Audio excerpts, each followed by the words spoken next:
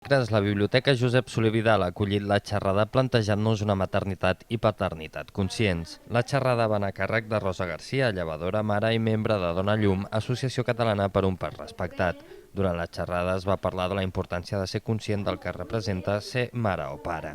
Ja caldria anticipar-se abans de posar-se a fabricar un fill. Quin rol voldria adoptar o com ho voldria manegar tota la història. Quanta més informació millor, i és un compendi de coses, de decisions de vida i de decisió conscient, per això és una cosa molt important. Durant la xerrada es va fer especial èmfasi en la no medicalització del part, en l'opció del part a casa i sobretot en el respecte a la dona i al nadó en el moment del part. La clau és aquesta, la informació. I poder decidir, tenir tot el ventall, no deixar-te guiar per opinions del professional, de ta mare, de tots els antecedents del veí, de ton germà, sinó d'allò que a tu et ressona com a vàlid. I per tenir informació cal anar a buscar-la.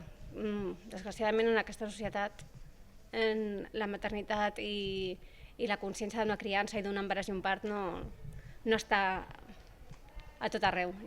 La consciència, però, no s'acaba en el moment del part. La criança també ha de ser feta en consciència per tal que el nen o nena creixi d'una manera sana, tant des del punt de vista físic com emocional. Enrolat, una cosa porta a una altra.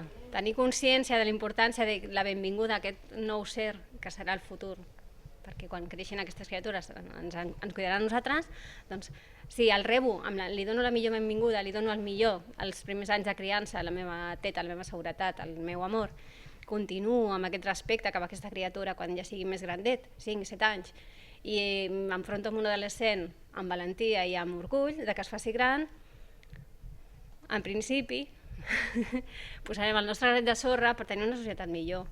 És bàsic.